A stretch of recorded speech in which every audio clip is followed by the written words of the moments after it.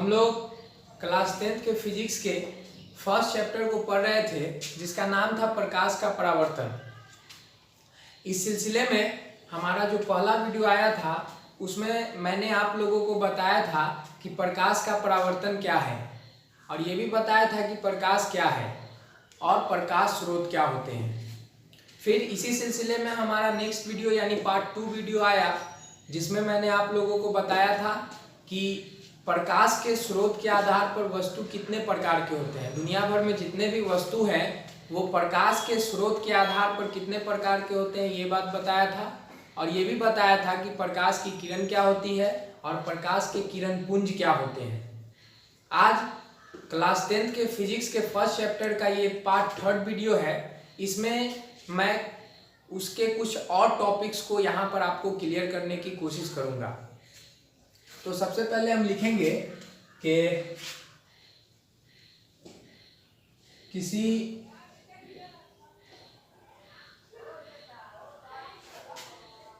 पदार्थ से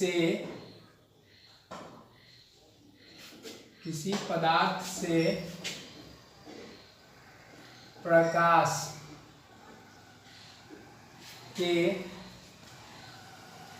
होकर जाने के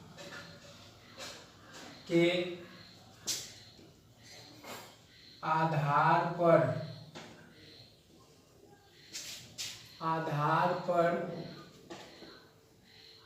पदार्थ के प्रकार ये 3 होते हैं। प्रकाश के किसी पदार्थ से होकर प्रकाश के जाने के आधार पर, मतलब किसी पदार्थ से प्रकाश गुजरेगा, प्रकाश उससे होकर आर पार हो जाएगा, इसके आधार पर कोई भी पदार्थ 3 प्रकार के होते हैं। किसी पदार्थ से प्रकाश के होकर जाने के आधार पर पदार्थ 3 प्रकार के होते हैं। सबसे पहला है हमारा पारदर्शी पदार्थ।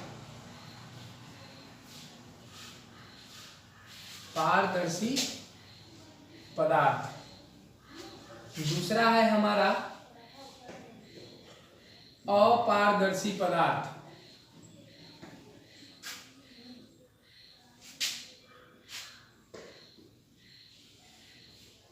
और तीसरा है हमारा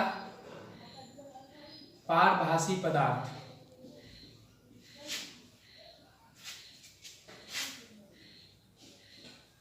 यही 3 प्रकार के पदार्थ हैं पूरी दुनिया में प्रकाश के उनसे होकर जाने के आधार पर, मतलब किसी वस्तु से प्रकाश होकर जाएगा, इस आधार पर पूरी दुनिया में प्रकाश को 3 वर्गों में बांटा गया, पदार्थों को 3 वर्गों में बांटा गया है। पारदर्शी पदार्थ, अपारदर्शी पदार्थ और पारभासी पदार्थ। किसी भी वस्तु से होकर प्रकाश इस पार से उस पार होगा, इस आधार पर पूरी दुनिया में जितने भी पदार्थ हैं उनको 3 भागों में बांटा गया, पारदर्शी पदार्थ, अपारदर्शी पदार्थ और पारभासी पदार्थ। तो हम लोग क्या करेंगे कि इनके बारे में जानेंगे, वर्ड से इनका डिफिनीशन निकालेंगे। रटने की कोई ज़रूरत नहीं है, बात को समझेंगे और समझकर ही इसको दिमाग में फिट कर लेंगे। तो सबसे पहला है हमारा पारदर्शी पदार्थ। तो यहाँ पर हम देखेंगे कि पारदर्शी का मतलब क्या होता है। सबसे पहला हमारा पारदर्शी पदार्थ है, तो पहले हम वर्ड को जानेंगे कि पारदर्शी का मतलब क्या होता है। पारदर्शी का प्रयोग हम लोग कहाँ पर करते हैं, कब हम लोग पारदर्शी का यूज करते हैं। तो पारदर्शी का यूज हम लोग तब करते हैं जब किसी भी पदार्थ के, किसी भी चीज के हम आर पार आसानी से देख सकते हैं, या किसी भी चीज के आर पार का चीज आसानी से हमको जब दिखता है तो हम कहते हैं कि ये पारदर्शी पदार्थ है। जैसे मान लीजिए कि कोई आदमी नेट का कपड़ा पहनता है, ठीक है, नेट वाला कपड़ा पहनता है, तो उसका जो शरीर का अंग है वो आर पार साफ साफ नजर आता है, तो हम कहते हैं कि पारदर्शी कपड़ा पहने हुआ है। तो पारदर्शी का मतलब होता है जिसके आर पार आसानी से देखा जा सकता हो। यहाँ पर हम बात कर रहे हैं प्रकाश के होकर जाने के आधार पर, तो पारदर्शी का मतलब क्या होगा कि प्रकाश जिससे आसानी से चला जाए, प्रकाश जिसके आर पार आसानी से हो जाए उसको हम लोग पारदर्शी पदार्थ बोलेंगे। पारदर्शी मतलब जिसके आर पार आसानी से देखा जा सकता है। यहाँ पर बात हो रहा है प्रकाश के जाने के आधार पर, तो पारदर्शी पदार्थ क्या होगा? जिससे प्रकाश आसानी से इस पार से उस पार होकर चला जाएगा। तो इसका अगर डिफिनेशन लिखना है तो हम लिख लेंगे कि वैसा पदार्थ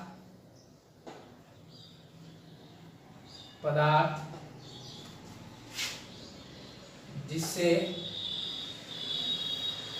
आसानी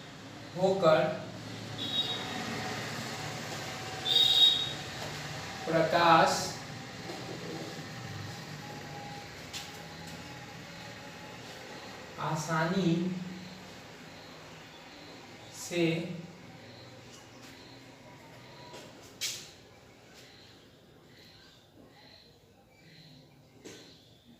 वैसा पदार्थ जिससे होकर प्रकाश आसानी से चला जाता है,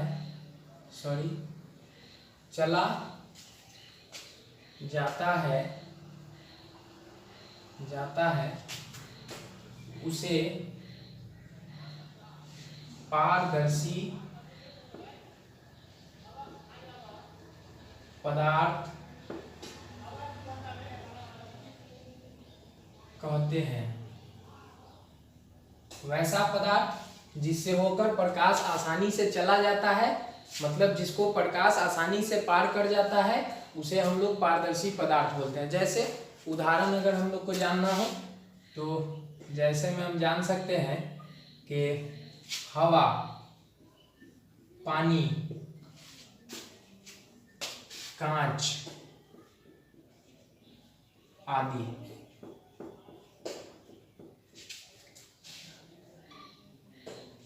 हवा, पानी, कांच आदि ये ऐसे पदार्थ हैं जिनको प्रकाश आसानी से पार कर जाता है। लाइट जो है इनको आसानी से पार कर जाता है। जैसे हवा, हम लोग जानते हैं कि मतलब कि इस वायुमंडल में हर तरफ हवा ही हवा है। इस हवा को हम कहीं पर भी टॉर्च जलाते हैं तुरंत उधर रोशनी हो जाता है, मतलब हवा के होते हुए भी रोशनी चला जाता है, मतलब हवा को रोशनी आसानी से पार कर जाता है। तो वो क्या हुआ?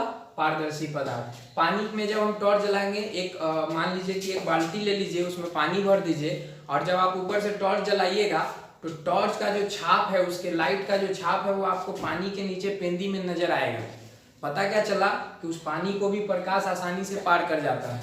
कांच, शीशा ले लीजिए, उस शीशा ऐसा जिसका दोनों तरफ मतलब कि शीशा ही हो, ऐसा नहीं कि एक तरफ पेंट उंट किया हो, तो दोनों सतह शीशा का ही हो। एक तरफ जब आप टॉर्च जलाइएगा दूसरे तरफ आपको रोशनी साफ साफ नजर आएगा। तो ये सब ऐसे पदार्थ हैं जिनसे होकर प्रकाश आसानी से चला जाता है। तो ऐसे पदार्थ को हम लोग पारदर्शी पदार्थ कहते हैं। होप आप लोगों को समझ में आया होगा।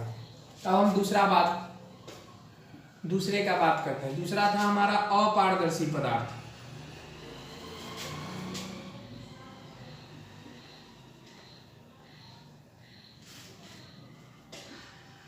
अपारदर्शी पदार्थ ये क्या होगा?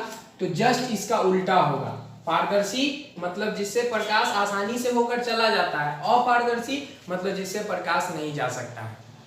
वैसा पदार्थ जिसको प्रकाश पार नहीं कर सकता है, जिसके इस पार से उस पार प्रकाश नहीं जा सकता है, उसको हम लोग कहेंगे अपारदर्शी पदार्थ। जस्ट इसका उल्टा होगा। इसका डिफिनेशन अगर हमको लिखना है तो लिख लेंगे कि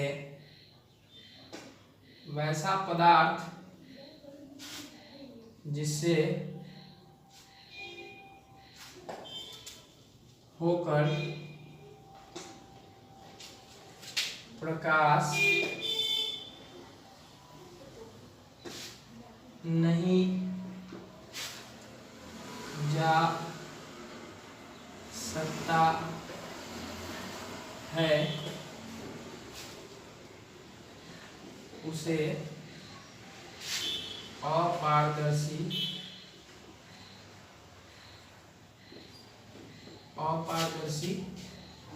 पदार्थ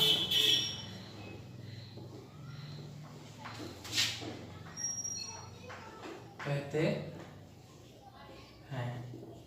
वैसा पदार्थ जिससे होकर प्रकाश नहीं जा सकता है, मतलब जिसको प्रकाश नहीं पार कर सकता है, उसे हम लोग अपारदर्शी पदार्थ कहते हैं। इसका भी एग्जांपल हम लोग जानते हैं। चलिए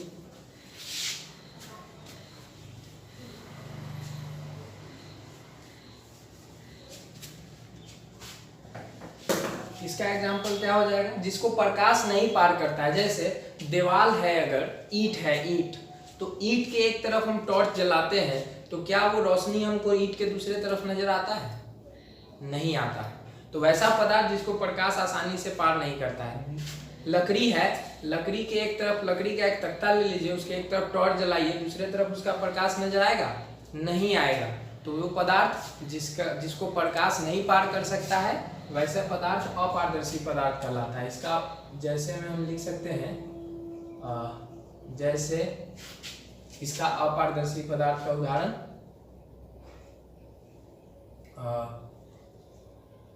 लकड़ी, लोहा, ईंट और आपका एक और लिख सकते हैं बालू आदि। तो ये ऐसे पदार्थ हैं जिनको प्रकाश नहीं पार कर पाता है, तो ऐसे पदार्थ को हम लोग अपारदर्शी पदार्थ बोलते हैं। होप कि आप लोगों को समझ में आएगा। अब तीसरा था हमारा पारभासी पदार्थ। पारभासी पदार्थ क्या होता है?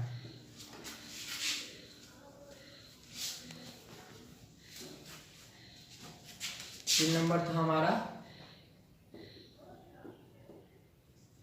पारभासी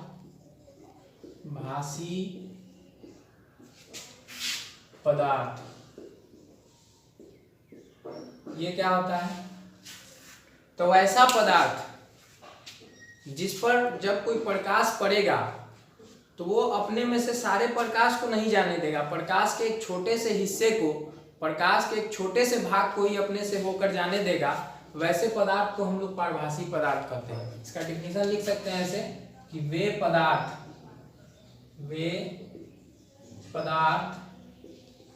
जो उन पर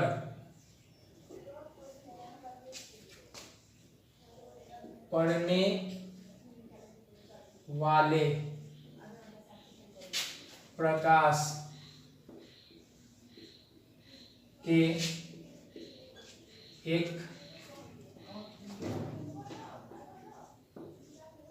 छोटे से भाग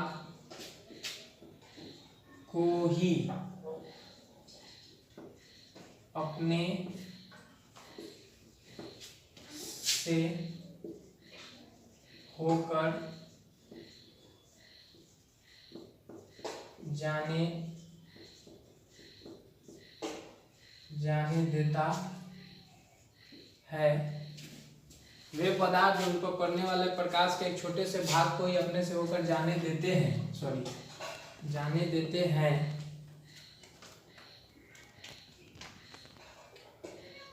पारभासी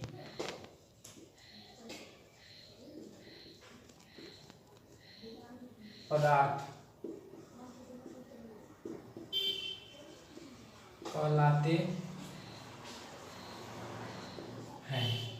वे पदार्थ जो उन पर पड़ने वाले प्रकाश के एक छोटे से भाग को ही अपने से होकर जाने देते हैं, वैसे पदार्थ को हम लोग पारभासी पदार्थ कहते हैं। जैसे इसका उदाहरण भी हम लोग जान लेते हैं। जैसे कागज पर जब आप टॉर्च जलाइएगा या कागज को किसी रोशनी के सामने रखिएगा तो जितना रोशनी का फैलाव रहता है, सारा का सारा रोशनी कागज के इस पर नहीं नजर आता है, थोड़ा सा रोशनी उस पर नजर आता है। तो वो पदार्थ जो उन पर पड़ने वाले प्रकाश के थोड़े से भाग को ही अपने से होकर जाने देता है, पारभासी पदार्थ कहलाता है। इसका एक और उदाहरण होगा रक्त, खून। उसके बाद इसका एक और उदाहरण होगा धुआं। एक मिनट, धुआं लिख सकते हैं या आप लिख सकते हैं कुहासा जो ठंडे के दिनों में लगता है। कुहासा, तो ठंडा के दिन में जब कुहासा लगता है तो हम बाइक या किसी चीज से जाते हैं लाइट जला के, तो वो थोड़ा सा रोशनी उस पार नजर आता है, उधर से आते हुए व्यक्ति को थोड़ा सा रोशनी नजर आता है, पूरा का पूरा रोशनी नजर नहीं आता है। इसलिए एक्सीडेंट का खतरा उस समय बढ़ा रहता है। तो कुहासा भी ऐसा पदार्थ है जो अपने पर पड़ने वाले प्रकाश के थोड़े से भाग को ही अपने से होकर जाने देता है, इसलिए कुहासा भी क्या हो गया, पारभासी पदार्थ हो गया। तेल लगा कांच, कांच पर जब आप तेल लगा देते हैं आदि, कांच पर जब आप तेल लगा देते हैं और फिर उस पर जब सूरज का मतलब कि सूरज का रोशनी या किसी चीज का रोशनी जब देते हैं तो पूरा रोशनी उसको उस पर नजर नहीं आता है, थोड़ा सा रोशनी ही नजर आता है। आप देखे होइएगा कहीं पर भी शीशा पर तेल लगा दीजिए तो पूरा रोशनी उस पर नजर नहीं आएगा, थोड़ा सा ही रोशनी उस पर नजर आएगा। तो वह पदार्थ जो उन पर पड़ने वाले प्रकाश के एक छोटे से भाग को ही अपने से होकर जाने देता है, पारभासी पदार्थ कहलाता है। ये सब हमारा क्लास 10 के फिजिक्स का कुछ टॉपिक था जिसको हम लोगों ने जाना प्रकाश के परावर्तन को जानने के बाद। लेकिन बात हमारा प्रकाश के परावर्तन के इर्द गिर्द ही घूमेगा इस चैप्टर में, क्योंकि चैप्टर का नाम है प्रकाश का परावर्तन। तो सारा बात जो भी हो रहा है प्रकाश से रिलेटेड ही हो रहा है। इसी बीच हमको इसमें दो तरह के दर्पणों के बारे में पढ़ना है, तो उसका हम आप लोगों को उसके बारे में कुछ बता देते हैं।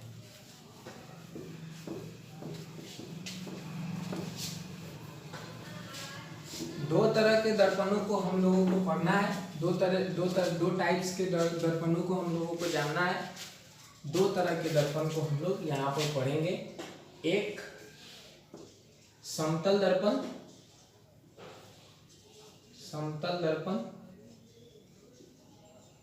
और दूसरा गोलीय दर्पण।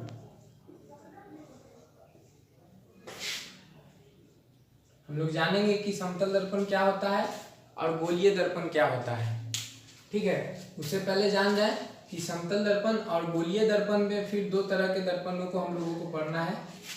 एक है अवतल दर्पण